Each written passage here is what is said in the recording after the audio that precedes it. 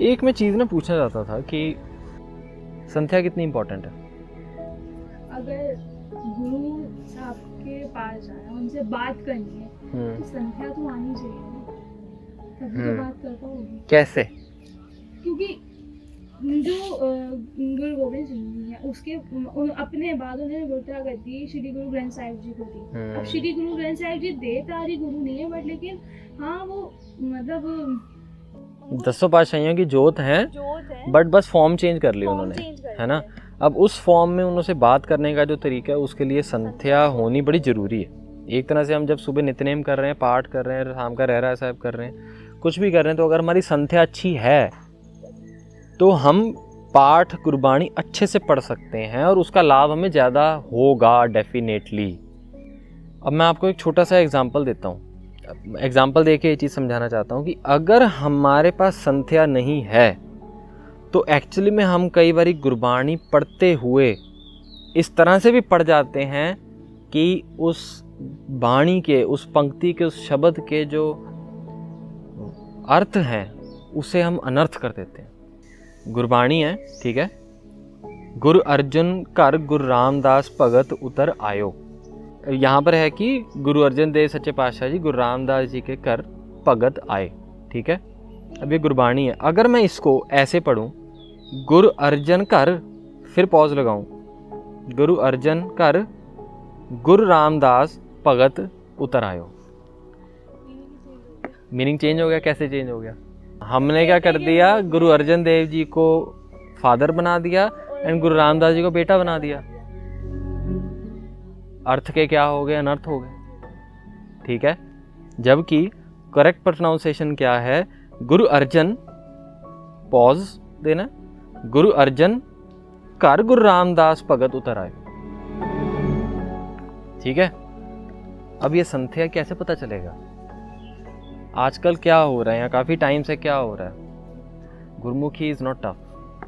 गुरमुखी सीखना is it's very easy. 10-12 दिन में वधिया अपना गुरमुखी बंदा सीख सकता है। And there are lot of good online platforms as well आजकल।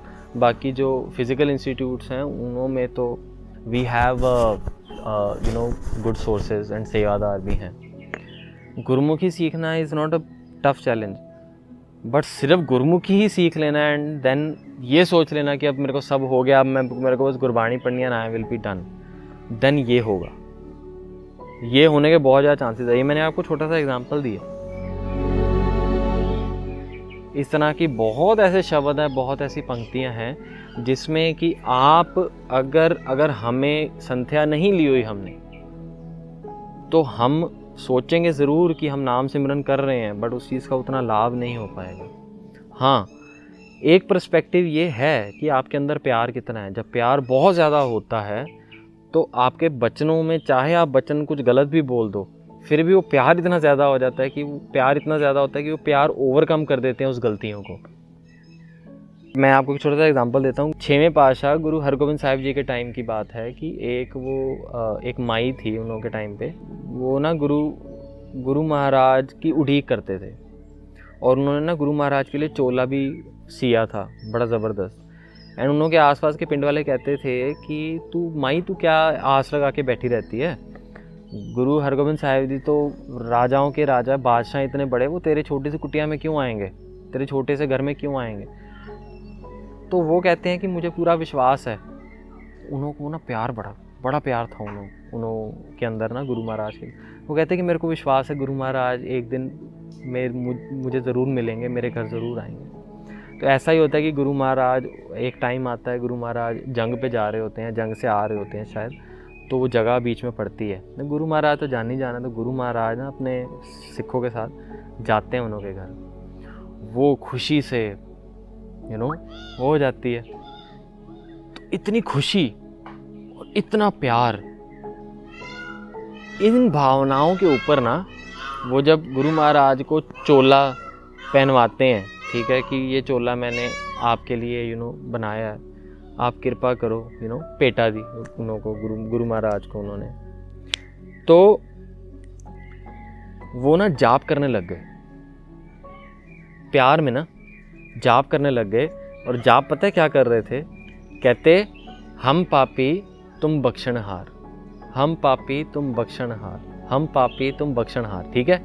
और गुरु महाराज वहाँ पर ना बैठ गए। गुरु महाराज सुन रहे हैं, उन्होंने सिख पीछे खड़े हैं, ठीक है। अब वो प्यार प्यार में वो जो माई थी वो ये बोलते बोलते कि हम पापी तुम बख्शनहार, वो उल्टा बोलना शुरू हो गई।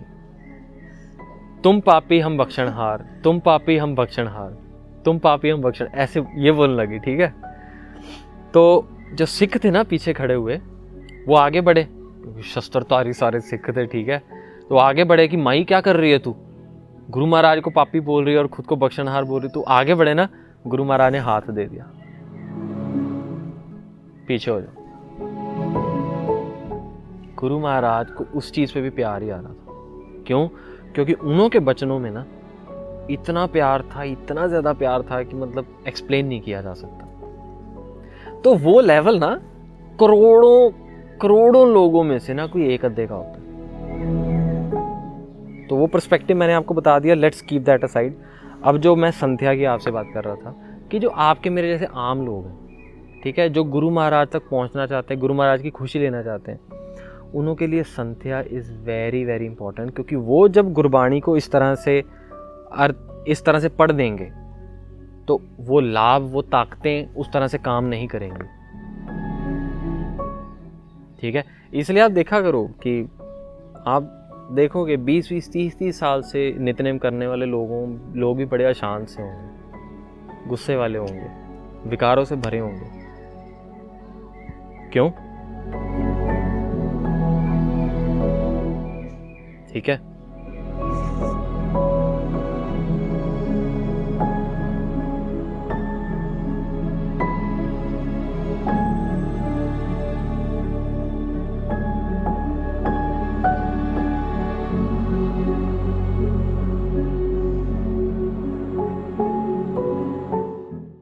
जा करता सिरठी कौ साजे, आपे जाने सोई।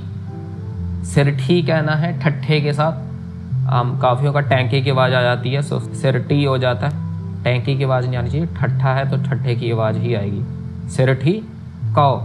अब कक्का और कक्का जो है वो ऊड़े के साथ है, तो कौ की आवाज़ आएगी, क ओ, नॉट को। क्या? सो ऐसे नहीं कहना कि जा करता सिरठी को साजे, को नहीं है। सो को की आवाज़ नहीं आनी चाहिए ऐसे। कक्का और ऊड़ा है, सो काओ, को काओ, को काओ।